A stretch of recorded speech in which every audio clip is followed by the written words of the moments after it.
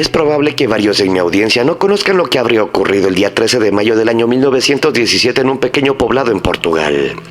Pero al hacer mención de la historia de tres pastorcitos llamados Lucía, Jacinta y Francisco, que fueron testigos de la aparición de una nube luminosa que se ubicó sobre una encina cercana a ellos, ya nos hacemos una idea de hacia dónde va esta historia. Según la descripción que se encuentra en el archivo parroquial de Fátima, de dentro de aquella luz se asomó un ser de apariencia femenina. Pero la parte que la Iglesia Católica ha alterado en esta historia es que los niños nunca dijeron que se tratase de la Virgen María, sino que le llamaban la Señora, o la Dama, o la Mujer Vestida de Sol. Para contrarrestar el escepticismo y el rechazo de las autoridades religiosas como civiles de la época, la señora anunció una manifestación extraordinaria que ocurriría el día 13 de octubre de ese mismo año.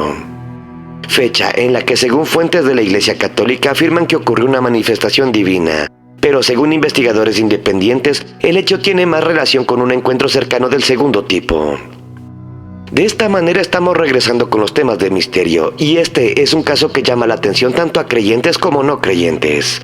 Es así que ponte cómodo, apaga las luces y prepárate muy bien, porque en esta ocasión te presento Fátima, historia alternativa de un encuentro extraterrestre. Bienvenidos. Cova de Iría, el lugar de las apariciones, ya habría estado en el centro de las historias de eventos paranormales entre 1915 y 1916. Seres transparentes que no podían ser claramente definidos se revelaron a algunos niños, incluyendo a Lucía, como para prepararla para su primer encuentro con la misteriosa señora. Antes de sus reuniones con la señora, los tres niños también tuvieron encuentros con un ángel. En el momento del primer encuentro estaban cuidando sus ovejas en una colina rocosa no muy lejos de su hogar. Vieron a través del valle un deslumbrante globo de luz como un sol en miniatura deslizándose lentamente hacia ellos. A medida que se acercaba la bola de luz gradualmente se resolvió en un joven brillante que parecía tener 14 años. Se identificó como el ángel de la paz y les ordenó que recitaran la siguiente oración. Dios mío, creo, adoro, espero, te amo. Pido perdón a los que no creen, ni adoran, ni esperan, ni te aman. Aparentemente era más blanco que la nieve y se volvió tan transparente como un cristal para el sol. No menos importante es la descripción de la joven mujer que la Iglesia Católica ha hecho pasar por la Virgen María. La señora, como los niños la llaman, era como de 1 metro de estatura, con un gorro redondo sobre la cabeza, una capa acolchada cuadriculada, un traje enterizo y unas como botitas y una esfera de cristal en su mano. El canónigo Manuel Núñez Formigao, patriarca de Lisboa, uno de los muchos representantes del clero que participaron en los interrogatorios, fue uno de los que omitió tales descripciones porque el vestido así descrito era demasiado breve para la época y podría haber invalidado la aparición. Pero el trabajo de encubrimiento no solo alteró la apariencia de la supuesta virgen. Consideremos que el medallón que llevaba alrededor de su cuello fue interpretado en el año 1922 como una bola y más tarde en 1942 en las representaciones se convirtió en el corazón inmaculado de María. Las mismas afirmaciones fueron objeto de manipulación. Cuando el canónigo Formigao preguntó a Lucía quién creía que era la joven que se le había aparecido, Lucía respondió, no creo que fuera la Virgen. Este trabajo de la Iglesia de hacer pasar una verdad por otra también lo podemos apreciar durante el interrogatorio de Bernadette Soubirous o Bernardita de Lourdes con las apariciones marianas del año 1858. La muchacha que presenciaría alrededor de una serie de 18 apariciones cuestionada por el comisario Jacomet utilizó el término aquero, que en dialecto provenzal significaba aquel allí o aquella cosa, para indicar la mujer de las apariciones de Lourdes. De hecho, Bernadette no dijo que se tratase de la Virgen María. Pero esto es tema para otro video. Retomando el tema, muy convenientemente para los altos mandos religiosos a cargo de este caso, los tres niños, particularmente Jacinta y Francisco, practicaron mortificaciones y penitencias. Motivo por el cual es posible que debido a los prolongados ayunos les hicieran adelgazar hasta el punto en que ambos hermanos sucumbieran durante la epidemia de la gripe española que barrió Europa hacia el año 1918. Francisco murió de neumonía en casa el 4 de abril del año 1919 a los 10 años de edad, mientras que Jacinta, que sufría de pleuresia y no podía ser anestesiada debido al mal estado de su corazón, fue asistida en varios hospitales, falleciendo finalmente el día 20 de febrero del año 1920, a los 9 años de edad. Es así que fue un juego fácil para la Iglesia de la época manipular los acontecimientos, hacer tierra quemada alrededor del único testigo que quedaba, Lucía, que fue enviada primero al asilo, luego alejada de sus afectos más cercanos y se le prohibió cualquier contacto, de modo que cualquier carta o solicitud para poder hablar con otras personas fuera de su familia fue filtrada por las autoridades religiosas de la época. Algo que es muy poco conocido es que los acontecimientos que llevaron al encuentro con la Virgen María fueron ampliamente predichos por dos grupos de psíquicos, uno de Lisboa y otro de Oporto.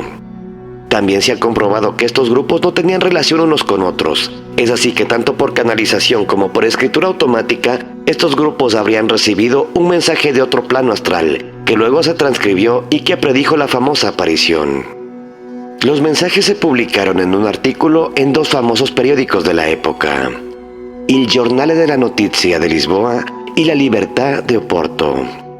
Los psíquicos habrían declarado en los dos periódicos con 3 meses de anticipación la advertencia de que algo trascendental con implicaciones de gran alcance ocurriría el día 13 de mayo. Sin embargo, el contenido y el significado concreto de este mensaje habría sido bastante hermético y decía lo siguiente: no juzgue. Aquel a quien juzgaste no estaría contento con tus prejuicios. Ten fe y sé paciente. No es nuestra costumbre predecir el futuro. El misterio del futuro es impenetrable, aunque a veces Dios permite que se abra un rincón del velo. Ten fe en ti mismo y en la profecía. El 13 de mayo será de gran felicidad para las buenas almas del mundo. Tengan fe y sean buenos. Ego sum charitas, yo soy el amor. Siempre a tu lado tendrás a tus amigos que te guiarán en tu trabajo. Ego sum charitas, la luz brillante de la estrella matutina ilumina el camino. Este mensaje está transcrito en su mayor parte en portugués, excepto 2 expresiones repetidas, ego sum charitas, así como la firma estrella de la mañana, ambas en latín. La última frase y la firma, sin embargo, parecen estar escritas con normalidad. Además, cabe señalar que al parecer esta última frase fue escrita con una letra diferente. No es un acto de fe aceptar que este mensaje de escritura automática estaba de alguna manera relacionado con los eventos de las apariciones de Fátima, las cuales, como el propio mensaje afirma, comenzaron el 13 de mayo del mismo año. No hay ningún otro acontecimiento en la historia de esa época y de Portugal que pueda considerarse lo suficientemente relevante o extraordinario para ser identificado como el acontecimiento revelado durante la reunión psíquica. Además, el grupo decidió poner avisos en la prensa sobre su experiencia mucho antes de los eventos del 13 de mayo.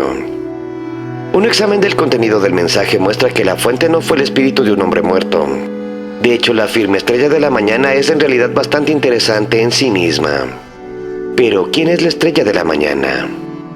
A lo largo de los siglos, la estrella matutina o Morning Star en latín se ha referido a Venus, así como a la Virgen María. Una curiosidad.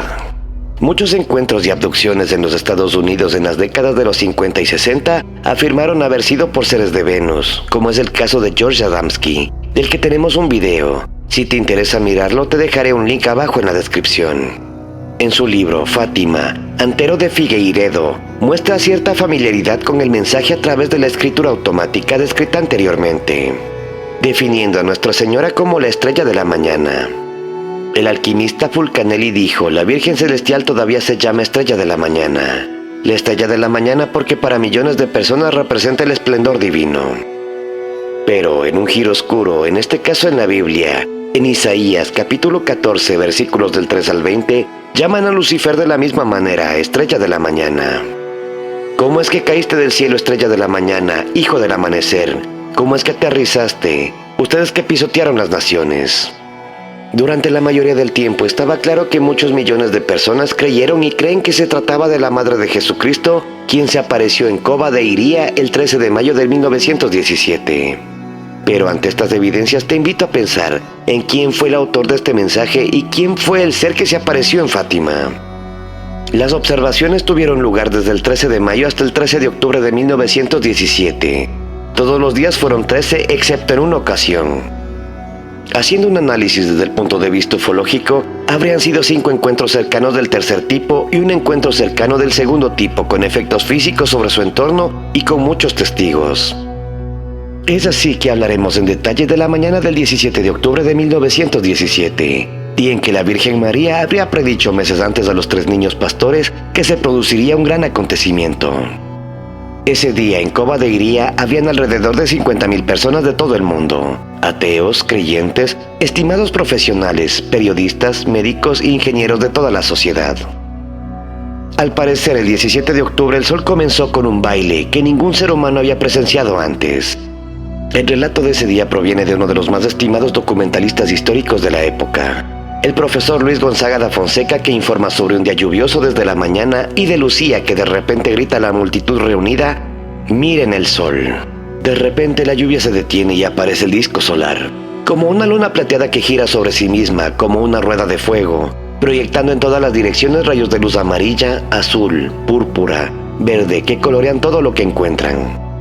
De repente el disco parece despegarse del cielo, parece caer sobre la multitud. Todos gritan: «¡Milagro! ¡Milagro!». Se lanzan al piso en el barro asustados. El sol para los demás, en cambio, baja como una hoja a merced de un vórtice y luego recupera la altitud. Otro testimonio de honor proviene de un próximo profesor de la Universidad de Coimbra, el doctor José María Proenca de Almeida Garret, que se encontraba a unos 100 metros de la encina donde se aparecía la Virgen María. Él describe el sol saliendo lentamente de las nubes que oscurecían el cielo. Era una estrella de color nacarado con conos distintivos que asemejaban a un disco. Parecía un disco plano brillante que se diría que fue hecho con la válvula de la cáscara. Es asombroso que durante tanto tiempo fuera posible mirar a la estrella sin la más mínima molestia para los ojos.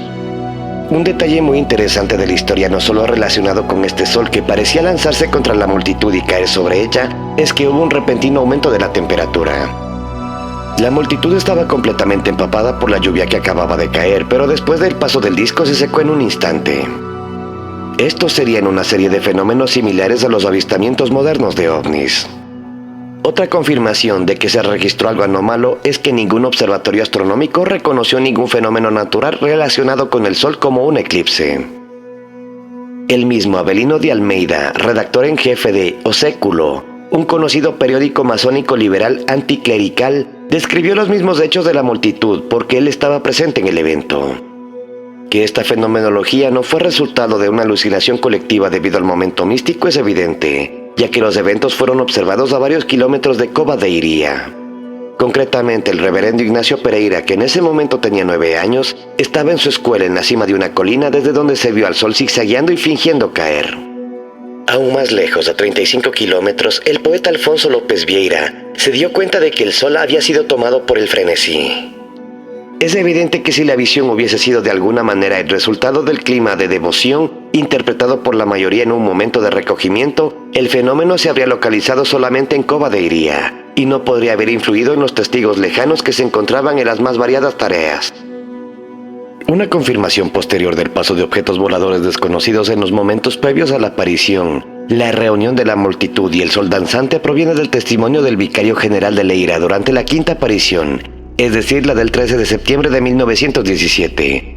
Mezclado entre la multitud con unas 20.000 personas, el vicario vio claramente un globo luminoso que se movía lentamente hacia el oeste y que desaparecía en dirección al sol.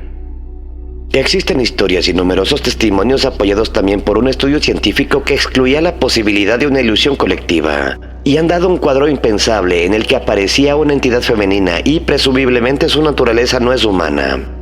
Iba acompañada por objetos voladores desconocidos que intentan a través de signos divinos fortalecer la fe en el catolicismo precisamente.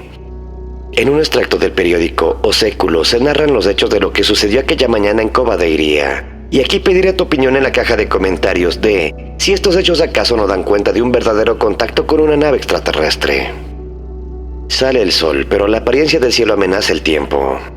Nubes negras se amontonan sobre la multitud de Fátima. A las 10 en punto el cielo se oscurece por completo y pronto cae una fuerte lluvia.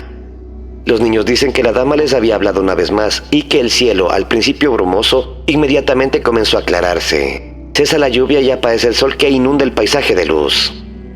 El tiempo de la mañana es la regla para esta multitud, que los cálculos imparciales de personas educadas y muy respetadas, secuestrados como por influencia mística, cuentan entre 30.000 y 40.000 criaturas. La manifestación milagrosa, el signo visible anunciado, está a punto de producirse, aseguran muchos peregrinos, y hay un espectáculo único e increíble para quienes no lo presenciaron. Desde la cima del camino donde se amontonaron los carros y se detienen cientos de personas que carecen de la voluntad de ponerse en tierra fangosa, vemos toda la inmensa multitud girando hacia el sol, que se muestra libre de las nubes en el cenit. La estrella se parece a un disco de plata oscura y se puede arreglar sin el menor esfuerzo. No arde, no ciega. Un eclipse parece cumplirse. Pero aquí surge un grito colosal y de los espectadores que están más cerca se les puede escuchar gritar: ¡Milagro, milagro! ¡Maravilla, maravilla! A los ojos atónitos de esa multitud cuya actitud nos lleva de vuelta a los tiempos bíblicos, y que, pálido por la sorpresa con la cabeza descubierta, mira el azul cielo. El sol tembló y sus movimientos nunca se vieron bruscamente. De todas las leyes cósmicas, el sol bailaba según la típica expresión de los campesinos. Avelino de Almeida, O Século Lisboa, edición de la mañana, año 1917. Avelino de Almeida volvió al tema unos días después de las páginas de ilustración portuguesa, escribiendo en particular: ¿Milagro? ¿Qué gritó la gente? ¿Fenómeno natural? ¿Qué dicen los expertos? Por el momento esto no me concierne, solo digo lo que vi. El resto es cuestión de ciencia y de la iglesia. Avelino de Almeida, ilustración portuguesa del 29 de octubre de 1917. Otra historia del evento viene de la mano del Dr. Domingos Pinto Coelho del periódico católico Ordem. El sol en un momento rodeado por una llama escarlata, en otro rodeado por un halo amarillo y morado. Parecía tener un movimiento excesivamente rápido y arremolinándose a veces parecía estar separado del cielo y acercarse a la tierra, irradiando un fuerte calor. A la 1 de la tarde, mediodía según la hora solar, la lluvia paró. El cielo gris perla iluminaba el vasto paisaje árido con una luz extraña. El sol estaba como cubierto con un velo transparente para que los ojos pudieran avistarlo fácilmente. El color gris nácar cambió a un tono plateado. Las nubes se alejaron y el sol plateado envuelto en una luz gris fue visto girando y girando en un círculo que se abría en las nubes. La luz cambió a un hermoso azul, como si hubiera pasado por las ventanas de colores de una catedral, y hacia la multitud que estaba arrodillada con las manos extendidas. La gente lloraba y rezaba con la cabeza cubierta, en presencia del milagro que habían estado esperando. Los segundos parecían horas de lo intensos que eran. Manuel Núñez Formigao, profesor sacerdote del seminario de Santarém, nos describe el evento de la siguiente manera. Las nubes se abrieron y el sol en su cenit apareció en todo su esplendor. Comenzó a girar vertiginosamente sobre su eje como el fuego artificial más magnífico imaginable, tomando todos los colores del arco iris y arrojando destellos de luz multicolor. Este espectáculo sublime e incomparable se repitió 3 veces. Duró unos 10 minutos. La inmensa multitud, abrumada por la evidencia de este tremendo prodigio, cayó de rodillas. Joaquín María Laurego, que estaba en Albutriel, a 18 kilómetros de Fátima, nos dice: me siento incapaz de describir lo que vi. Miré el sol que parecía pálido y no lastimaba los ojos. Parecía una bola de sol girando sobre sí misma. De repente pareció zigzaguear, amenazando a la tierra. Aterrorizado corrí y me escondí entre la multitud que lloraba y esperaba que el fin del mundo fuera inminente. La mayoría de las fuentes en las que he consultado este caso coinciden que las apariciones de Fátima no serían de atribución divina o religiosa, debido a que Lucía habría sido influenciada por sus confesores jesuitas durante su reclusión en los conventos españoles de Tui y Pontevedra, donde Lucía habría pasado sus años de juventud. Según lo que te he contado hasta ahora, se puede notar claramente que existió manipulación de datos, que son notables si se examinan los registros originales, donde se pueden encontrar correcciones, desviaciones, anulaciones, ayudando a construir la tesis de que la entidad de las apariciones se identificaba como la Virgen María. Las autoridades religiosas de la época habrían pedido a los pastorcillos que explicaran de manera verbal su visión, para, en retratos hablados, tener una idea de lo que habían visto. Y en la mayoría de sus rasgos el ser era semejante a los conocidos como extraterrestres grises. Aquella figura parecida no tenía nada que ver con ninguna mujer, ni con ninguna virgen ni diosa de ningún tipo. Es así que se decidió que la orden de los jesuitas, que como ya es conocido por la mayoría de mi audiencia, es la orden más oscura que existe y que lidera la Iglesia Católica. Ellos se hicieron cargo del caso de Fátima y confiscaron los dibujos de la explicación de los pequeños testigos, posteriormente ordenando el silencio a los pastorcillos acerca de los detalles de aquel encuentro. También existe documentación donde al parecer se encontró un cuarto testigo que siempre ha permanecido en el anonimato. Una niña de nombre Carolina Carreira y que afirmó ver esa misma imagen el día 28 de julio de 1917, a la que describió como un pequeño ser parecido a un niño y muy luminoso. Sin embargo, aquella declaración de aquella niña se produjo fuera de las fechas del calendario previsto, los días 13, y que también fue convenientemente ocultada. En uno de los encuentros del ser aparecido de Fátima vaticinó que Francisco y Jacinta iban a morir pronto, y su predicción se cumplió. Y al haberse cumplido la predicción del fin de la Primera Guerra Mundial, se suponía que estas eran las pruebas inequívocas de que la supuesta Virgen no fallaba en sus predicciones, y que por lo tanto los 3 secretos de Fátima serían auténticos y se cumplirían. Todo para que el Vaticano mantuviese los 3 secretos bajo llaves y tomara ciertas decisiones secretas. Sabiendo cómo son los jesuitas y el Vaticano, se da por hecho que la Curia Vaticana nunca ha informado con fidelidad ni con veracidad lo que realmente pasó en Fátima, ni mucho menos acerca de lo que cuentan los 3 secretos de Fátima. Las autoridades religiosas de Portugal, especialmente los jesuitas, dieron instrucciones precisas a Lucía acerca de lo que debía hacer: encerrarse de por vida como monje en un monasterio y no hablar con nadie acerca del suceso de Fátima, ni de la descripción de la figura aparecida, ni de los 3 secretos. De este modo escondían al principal testigo del caso Fátima para que nadie tuviera acceso al testimonio de Lucía. De todo este fenómeno ocurrido en Portugal en 1917, la Iglesia Católica sacó provecho al montar en Fátima una ciudad-negocio del Vaticano, de estilo similar a la ciudad vaticana de Lourdes en Francia. Fátima ha sido el escenario de otros encuentros con lo desconocido en fechas más recientes. Así, el 2 de septiembre de 1989, y ante los ojos del matrimonio formado por Ramón Alfredo Mourinho y Giuliana Caglioni, el italiano Giorgio Bon Giovanni, quien pocos meses antes había tenido un encuentro con una extraña señora celestial, comenzó a sangrar por sus manos cuando se encontraban junto a la encina de las apariciones. Con el tiempo, los estigmas de las manos se extendieron a otras partes de su cuerpo, pero con formas distintas: el signo alfa, el omega, un sol, una cruz, etc. Curiosamente, su encuentro con esta entidad y los posteriores estigmas dieron paso a otras conexiones de contacto ovni en su Italia natal. Bonus track. Existe otra fuente que indica que las apariciones de Fátima serían un deliberado invento de la Iglesia Católica. En el año 1999, el padre Mario de Oliveira publicó el libro Fátima Nunca Más, en el que denuncia el aparente fraude de las apariciones de Fátima, acusando al clero luso de estar detrás del montaje y manipulación a los 3 niños. Hablando sobre el milagro del sol, indica que esto fue una invención del periodista Avelino de Almeida, enviado por el desaparecido diario O Século. El redactor era un exseminarista. El fotógrafo que la acompañó dijo que no vio nada fuera de lo normal y que las fotos que tomó dejan claro que era un día lluvioso y completamente ordinario. Quien lea la crónica que se publicó aquel día podrá notar que, aunque se habla de este supuesto fenómeno del sol en el titular, no hay mención del milagro en el texto, y días más tarde el periódico publicó una corrección en la que se aclaraba que el sol no habría bailado. Es vergonzoso que la Iglesia siga hablando de este supuesto acontecimiento claramente imposible a nivel científico. Es por esto que no existen fotografías de tal acontecimiento. Curiosamente, ni la propia Lucía hace referencia a este evento. En su momento, ella se mantuvo fiel al mensaje que tenía que repetir ese 13 de octubre de 1917. Y era que la Virgen le había dicho que la Primera Guerra Mundial acabaría ese mismo día. Como todos sabemos, la guerra no terminaría sino un año más tarde. En sus memorias tampoco habla de ello, y en vez de mencionar los movimientos del sol, se limita a decir que cuando miró el sol vio aparecer a San José, el Niño Jesús y Nuestra Señora de los Dolores. Casualmente son las principales imágenes que figuraban en la iglesia parroquial de Fátima en esa época. Los aparentes motivos para realizar tan elaborado engaño serían que la iglesia Luz estaba en muy mal estado en el año 1917.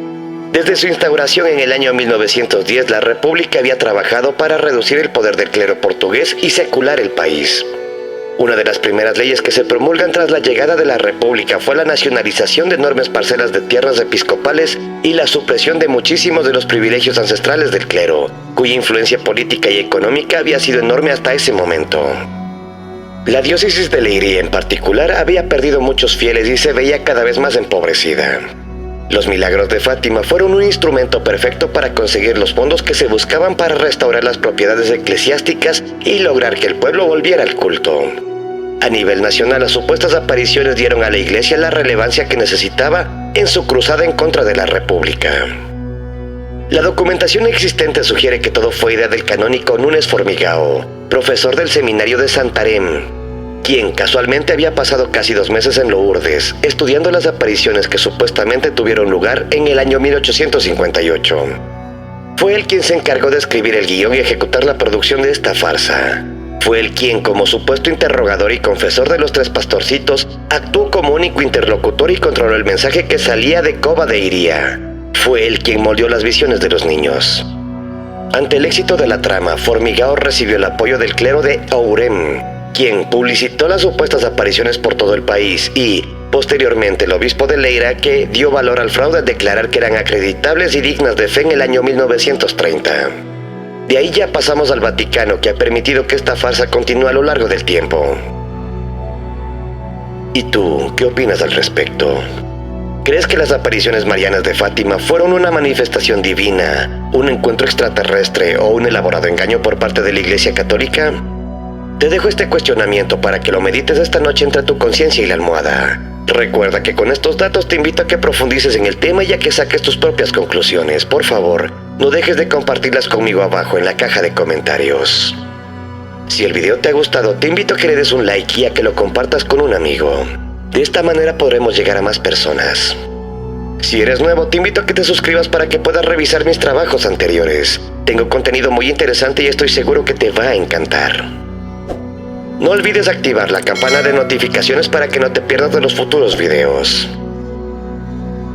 Sígueme en mis redes sociales para poder estar en contacto. Todos tus mensajes, consejos y sugerencias son bienvenidos, me encanta leerlos. Abajo en la descripción, como siempre, te dejaré links directos. Soy André Luis y te dejo mi más mariano saludo. Hasta el siguiente video.